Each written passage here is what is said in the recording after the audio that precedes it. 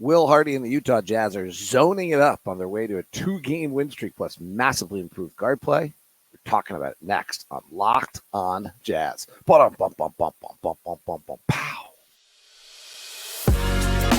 You are Locked On Jazz, your daily podcast on the Utah Jazz. Part of the Locked On Podcast Network, your team every day. How are you? I'm David Locke, radio voice of the Utah Jazz, Jazz NBA insider, and this is Locked On Jazz. It's your daily podcast on the Utah Jazz, giving you insight, expertise, geeky numbers, and hopefully making it way better to be a Jazz fan each and every day. Today on Locked On Jazz, we're going to talk about Will Hardy living, not dying yet, but living by the zone defense in both the last 2 wins by the Jazz. We'll also take a look at Collin, Sexton, and Talen Horton-Tucker, who have upped their games immensely. The one guy on our team who would tell me whether a GM is good or not.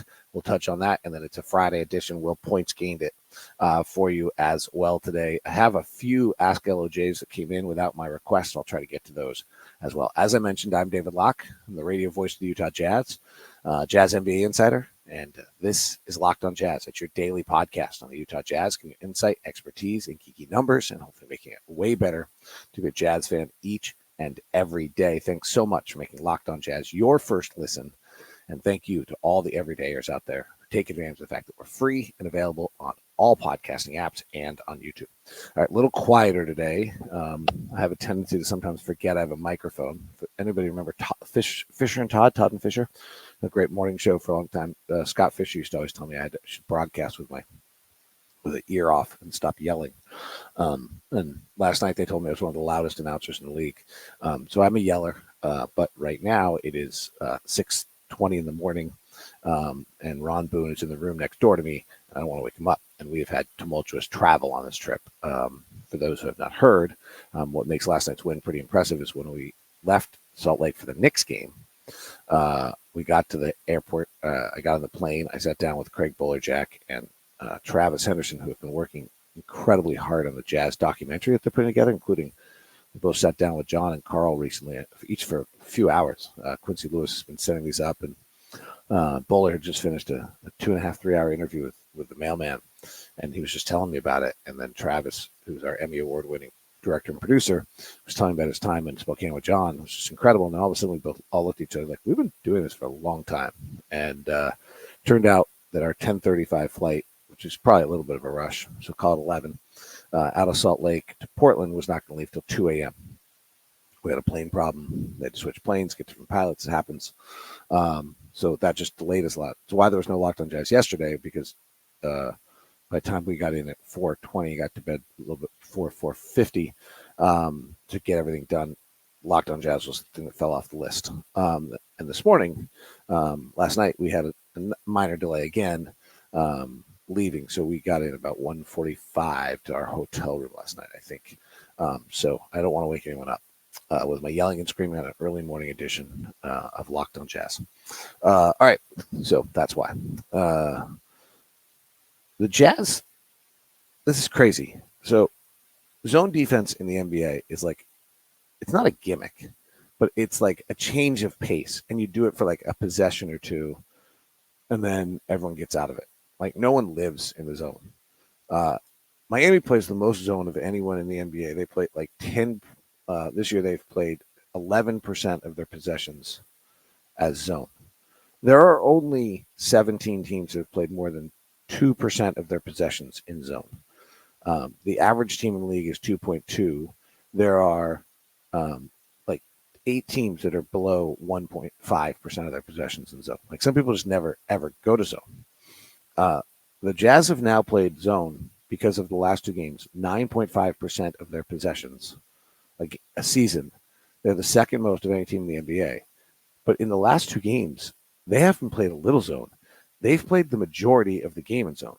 They played the Knicks. They played 57 possessions in zone and 32 in man. And I believe, if I'm right, that's the most possessions any one team has played in any one game all year long in the Knicks game. And the Jazz did, and then take the next aspect of this that makes it even crazier, is that the Jazz did like every different type of zone. They played flat out box and one deny to Jalen Brunson. They played a 1-2-2. They linked in like switch, take a young team, make them play zone, which is a little complicated in the NBA, and then make them switch everything, which is even more difficult. Or switch defenses time in and time out, which is even more difficult. One of the things that's interesting about the zone in the NBA, and one of the reasons why it's struggled, is it's allowed a huge amount of corner threes. And your number one rule is to deny the rim, and the others to deny the corner three. And I've talked to Will about this, in which he was like, we're working on a zone where we're going to try to take away the corner three if we can, which gets, really, really interesting. If you can suddenly do that, and particularly late in games, the one thing that is really interesting is late game zone has been really good across the league, but has given up a ton of corner threes. Well, last night the Jazz went and flipped around and went from playing 57 possessions as zone to 72 of their possessions as zone. So from 57 against the Knicks and 32 man to 72 and 28 man. There were more possessions, half court possessions in this game. So they played really 72% of the game in zone out of 100 possessions, it looks like. And it was equally distributed. It wasn't like they just sat in it. Against the Knicks, they played 14 in the first quarter, 11 in the second, 20 in the third, 12 in the fourth. Against Portland, they played 19 in the first, 17 in the second, 20 in the third, and 16 in the fourth. What's so interesting is the other thing that's true across the league, and which is why people don't play a lot of zone, is that the man's better, defense is better than the zone. So across the league, if you play man defense, your zone defense, everyone's man's defense is better than zone. The average defense against the zone, if you just take the kind of league leaders, and it's kind of got a wide spread, but you take the median team, Miami's like the median team at 1.03 against the zone, and the mean team in the half court against a man is better than that. The half court man defense at 15th in the league is a 0.98. So it's about 0.05 points per possession better, the average team, man versus zone. The Jazz, on the other hand, are the only team I could find in the NBA whose zone defense is actually better than their man defense. So does that mean we have an outlier and teams prepare for it? And we'll see. But coming in after last night, the Jazz zone defense averages 0.96 points allowed, and their man defense allows 1.05, nearly a point a possession difference between the Jazz man and the Jazz zone. And the Jazz zone, the last two games, has been amazing. Against the Knicks, they averaged 0.825 points per possession, and against the Blazers, it was 0.85 points per possession. So the Jazz zone defense, not only have they lived in it, but it's been absolutely remarkable. So kind of stunning, the amount and the success that the Jazz have had against the zone defense with the zone defense in both of the last two games. Really incredible. And maybe what's most stunning about it is the variation that they've played with. How many different styles of zone. They went box and one on Malcolm Brogdon. They went box and one on Shaedon Sharpe. They went box and one on Anthony Simons. They then played a 1-2-2. They played a 2-3. They've bounced around a variation of this. So the two questions that have to come is there any reason why this is working for Utah in a way that it's not working for everyone else? And then the second question is like, is it as crazily unique as we're saying? And three, is it sustainable? So first is, I do think from a personnel standpoint, there might be some guys here that actually play like a zone better. Kelly Olynyk's a pretty bad defensive player. Like if you look at the data on Kelly Olynyk, it's not great. Like when you suddenly break down how Kelly, some of the defensive numbers on isolation defense, Kelly's like a 1.09, which is pretty poor. And you look at our pick and roll numbers, and all of our pick and roll numbers are just disastrously bad. We're 30th in the league in pick and roll defense for whatever reason. So yes, in that sense, if we're suddenly kind of playing it with the system that maybe you take a guy like Talen Horton-Tucker, who's got a 7-foot wingspan, suddenly put him on the wing end of his zone, and he's able to kind of reach in and make plays and do things that he wasn't able to do otherwise. Last night, Talen had 4 steals in the Portland game, and my memory is he had a few in the Knicks game as well. I'm going to guess those are coming out of the zone.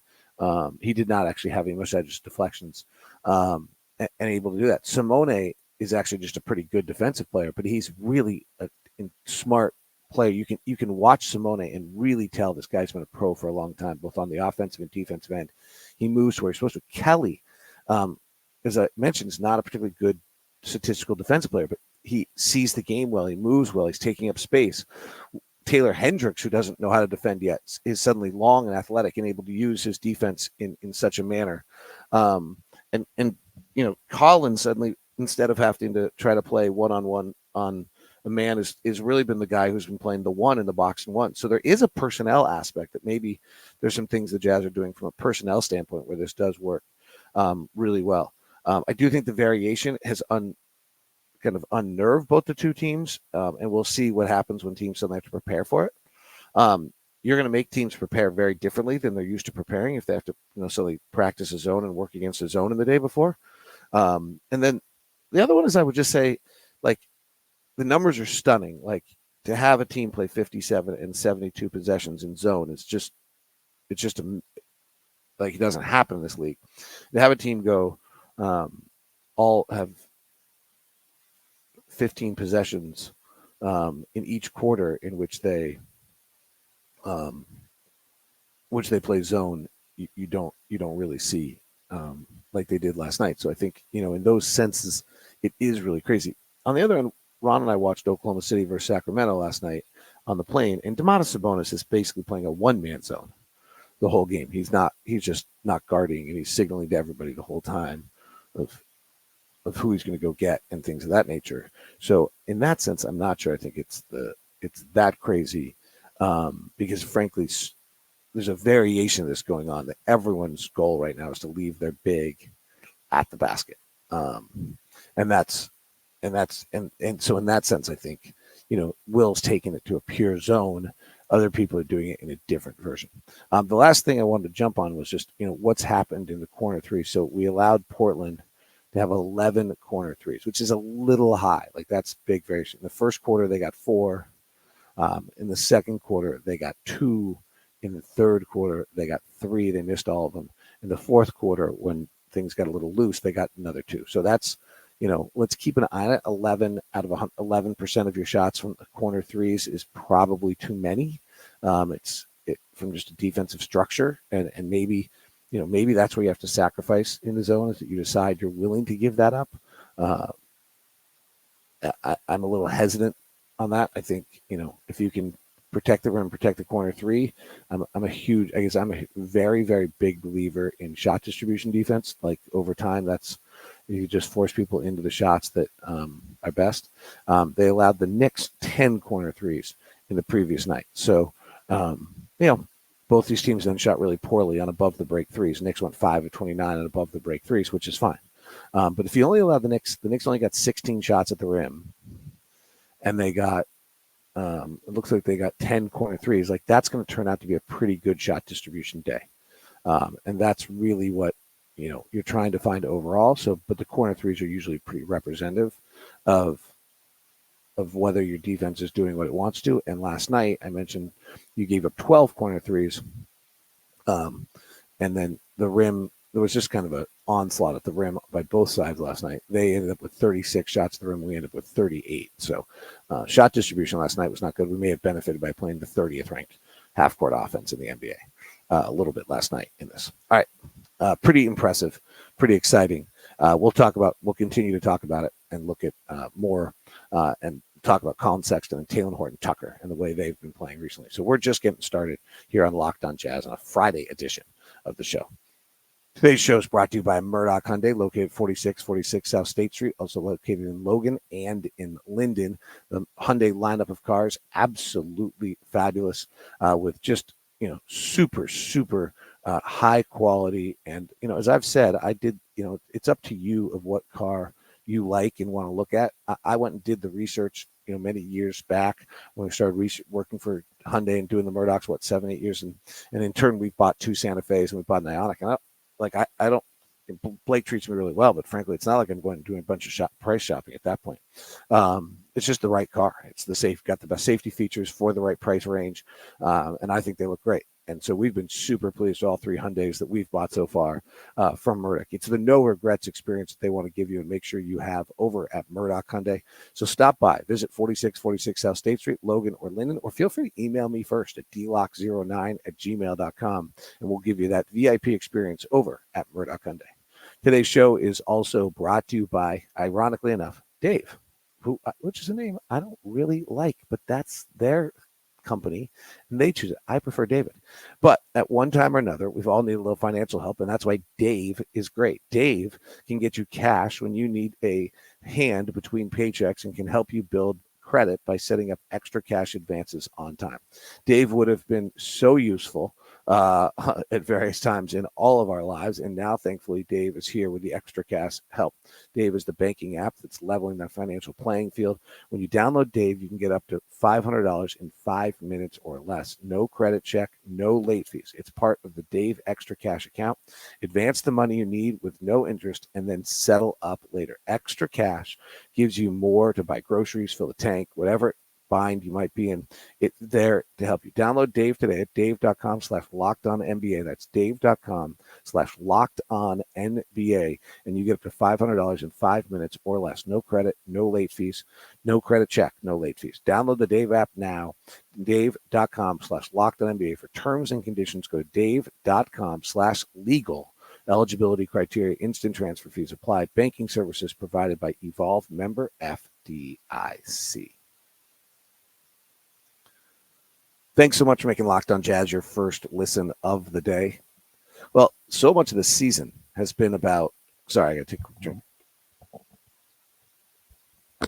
So much of this season has been about, frankly, the underwhelming guard play that the Jazz have had. And in the last 2 games with Keyonte going out 4 minutes in, Collin, Sexton, Talen, Horton-Tucker have been just great.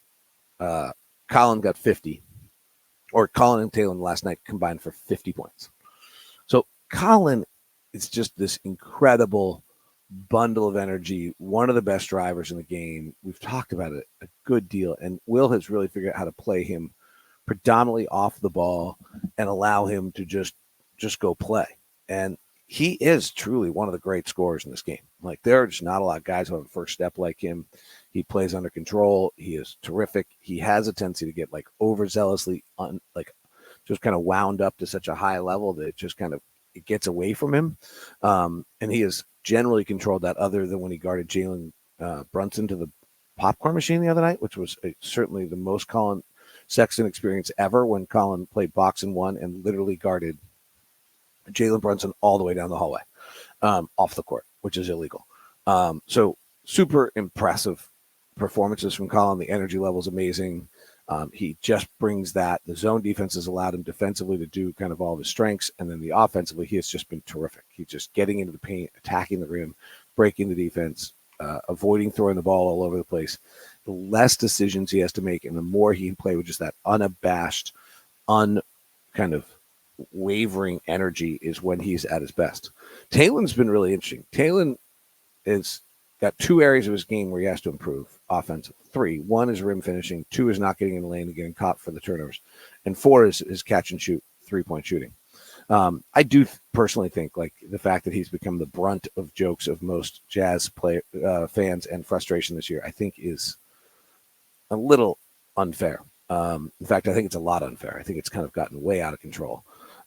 First of all, as of last night, it'll probably have changed because he went 0 for 6 from 3, but he's taken his catch and shoot 3-point shooting from 30% to 40% before the other night. I'll have to check the latest update, but there's been massive improvement in just his pure catch and shoot 3-point game. And which, that's a tribute to the effort and work he's putting in areas that he's been changed. His off the bounce 3 is not good.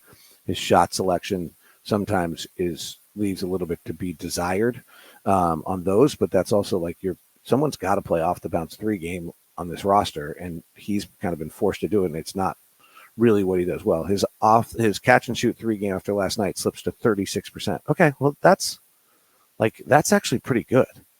It's not like brilliant, but it's pretty good. I mean, it's a lot better than Jordan's 32%, frankly, or Keyonte's 29%.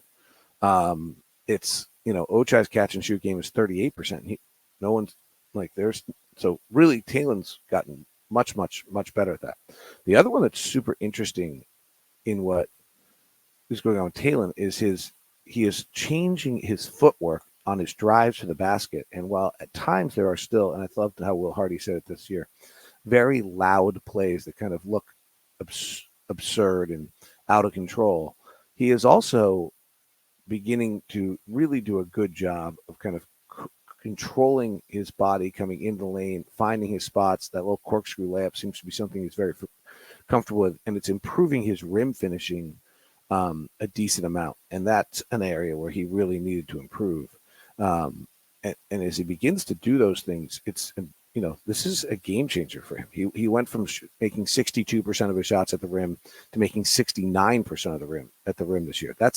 Some of that's just shot selection. He's taking a few less, but he's, that matters. Like, he's beginning to understand when is the right time and when's not. So we are seeing really great growth out of both of those two guards. And as they got some extended minutes and comfort on the floor, they really played very, very well the last 2 nights, pushing the tempo, attacking the basket. Both the last 2 nights, there was a period where other teams just sucked onto 3-point shooters, and Talen read it perfectly and just drove and drove and drove. And that's where he's at his best. When he gets into a crowd, he's probably not at his best, but he's really just driven the basketball aggressively and gotten to the rim in those 2 circumstances.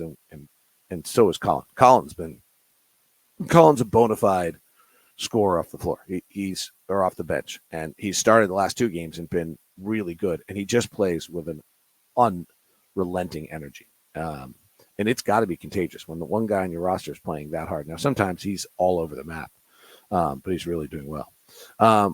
Back to the zone defense, we certainly saw incredible Walker Kessler line last night. 10 points, 10 rebounds, 7 block shots, and 4 assists on 5 of 6 shooting. And then Simone, who's had the burden of kind of being the number 1 option whenever Lauri's not playing, last night was 7 of 8 from the field, 5 of 5 from 3 with 24 points. And this is really now becoming an extended stretch for Simone as a starter. I think he's up to 11 or 12 straight games as a starter, and Tech is just playing great. And I made this comment at the end of postcast tonight. I don't think I'll ever find out, but I would love to know from Justin Zanuck, like, who the first GM is that called about him, because Tech on a good team would be just terrific. I mean, 10th game as a starter, by the way.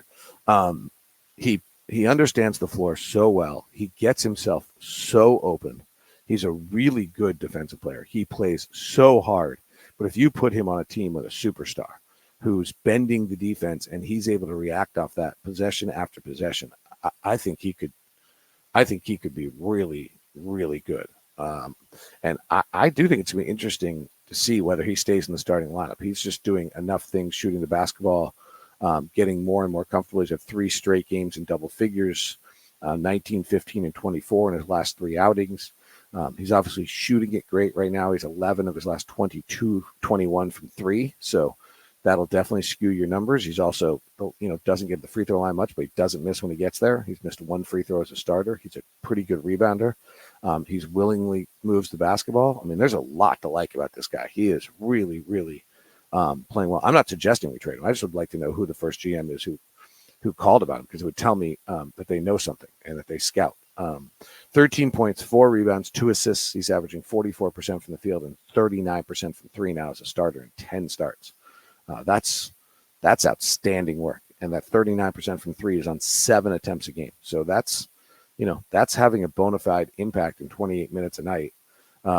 And if he were to be playing off of, a Pat Connaughton, Grayson Allen type role on various teams, I think he could be really, really terrific. Even think of Jordan Hawkins in New Orleans. If they suddenly upgraded to Simone, that would be real for them. So he's really playing well. I'm wildly impressed with everything I'm seeing out of Simone. So 2 really good, fun wins. for the Utah Jazz. All right, Points Gained Friday edition coming up as we continue here on Locked On Jazz. Thanks so much for making Locked On Jazz your first listen. Locked On Podcast Network is your team every day. Looking for a little bit more fun and excitement over the weekend? So what about Prize Picks? PrizePicks.com/LockedOnNBA. Get your first deposit match up to $100. Prize Picks is the number one daily fantasy game in North America. You pick the players, you pick the category, and you decide to see whether or not they're going to get more or less than the number that is set out there for you. You're not going up against sharks. You're not going up against other people. You're playing against yourself, and you can mix and match basketball and football in their new setup for you as well in the Specials League, so that makes it even more fun. Go to prizepicks.com/LockedOnNBA. Use the code LockedOnNBA for your first deposit match up to $100. Prize Picks is daily fantasy sports made easy and a great deal of fun for you, and a fun, simple thing. LeBron going up at it, various games tonight. Go find the player, Victor Wembanyama. Go and pick whether you think he's going to get more or less than whatever they have as the projected stats, and the winnings start to roll in. The number one daily fantasy sports platform in North America that made it easy for you to play. It's over at our friends over at Prize Picks. Go to prizepicks.com/LockedOnNBA. Use the code LockedOnNBA for your first deposit match up to $100. Prize Picks, daily fantasy sports made easy. Thank you very much for making Locked On Jazz your first listen of the day. We'll send you at the end of this on YouTube to the Locked On Sports Today national sports feed. And for those of you that have not chimed in on that, it's also now available on Amazon Fire TV. Search Locked On Sports Today for that. There also should be some other Locked On shows video on demand over at Amazon as well. All right. For those who are new to Locked On Jazz, thank you very much for tuning in to our daily podcast on the Jazz. But every other Friday, I like to do Points Gained. Points Gained is my offensive metric that looks at players and how they do in their scoring opportunities every night compared to a league average player, and how many points they put their team ahead compared to league average player. Each year, there's kind of about 3 players that are over 3 or 4 players that are over 3. It's kind of increasing a little bit. And then about 10 players that are over 2 per game. And anything over 1 is really good. And so, for example, the number one offensive player in the NBA right now is Giannis at 4 points gained. In 24 scoring opportunities a night, he is scoring 4 more points than average players would score. Average offensive players would score with that, with those 4 points. Or excuse me, with those 24 scoring opportunities. So he's at 4.0. Number 2 in the league is Steph Curry at 3.7. Tyrese Halliburton is using 19 scoring opportunities a game, and he scores 3.4 points above league average. So this credits your efficiency and your ability to use possessions. Joel Embiid is 4th. Kevin Durant is 5th. Shai Gilgeous-Alexander is 6th. Jalen Smith in Indiana, what a pickup. Phoenix just gave up on him, and Indiana's prospered, is 7th. Trey Murphy in New Orleans, who hasn't played much, but it's definitely been a boon for them, 8. LeBron is 9, which is mind-boggling at his age. Devin is 10. Kristaps Porzingis 11. They're all over 2, which is now we're into a lot of guys, and Kristaps having a monster year for Boston. Jared Allen at 2.1. Jalen Johnson at 2.0. It's interesting. Since he's been injured, I don't think Atlanta's won a game. Mo Wagner giving a lot off the bench for Orlando. Lauri Markkanen is at 2.0, and then Obi Toppin in Indiana. Speaking of Obi Toppin, the Jazz have kind of instituted a play straight out of Indiana's playbook where Tyrese Halliburton drives the left side and Obi Toppin slices the baseline, and they lob it up to him. It's super hard to guard, and we're seeing the Jazz have got it to Walker Kessler in each of the last few nights. So that would be a nice addition if that kind of can continue to happen. Our guards can read that from the angle. The players that are having the largest negative impact in the league, and we saw one of them last night, Scoot Henderson is minus 3.7. He seemed disturbingly off. Josh Giddey minus 2.6. Jordan Clarkson minus 2.6. So Jordan is the second, tied for the second most negatively impactful offensive player in the NBA right now. Andrew Wiggins minus 2.5, just got taken out of the starting lineup in Golden State. Cade Cunningham minus 2.5. That's getting to be a little longer than you'd like if you're a Pistons fan. You've kind of given him a pass because he was a young player, but 42% from the field and 32% from three is not great at all right now.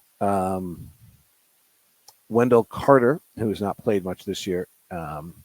Then Gabe Vincent in LA. I don't think he's played a great deal due to injuries either, but 28 minutes a night. And see, Nikola Vucevic minus 2.3. Jordan Poole minus 2.2. Karis LeVert minus 2.1. Victor Wembanyama minus 2. Not that surprising. Rookies usually are not particularly good. Let's take a look at the Utah Jazz overall and see where they are in their points gained.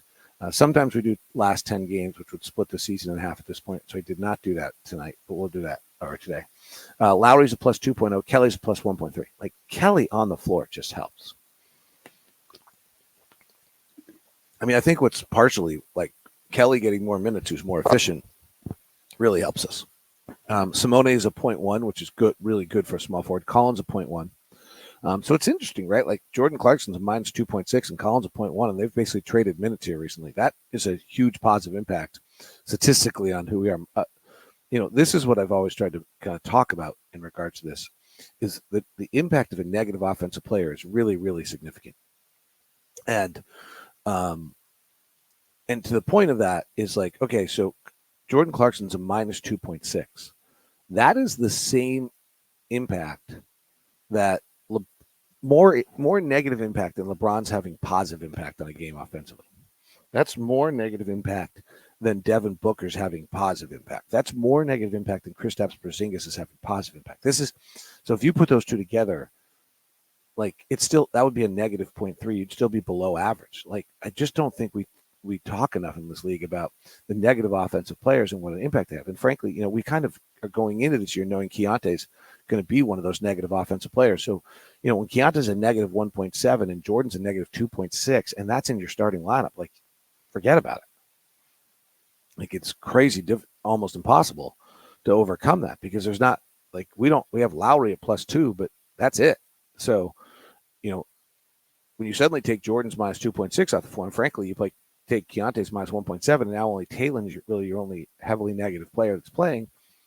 Wow, we look a lot better. Like this is really kind of what I've preached all year in the negative, or all my career on this, and preached, I mean, in a negative sense, because I won't shut up about it. So Lauri's a 2.0, Kelly's a 1.3, Fontechhio's a 0.1, Collin's a 0.1, Omer Yurtseven's even, John Collins is a minus 0.1, Walker Kessler's rising up, he's a minus 0.2, Ochai's a minus 0.3. That's just not that bad. Like right in there on even, it's fine. Chris Dunn's a minus 0.3. Taylor Hendricks is a minus 1. Talen Horton-Tucker is a minus 1.7.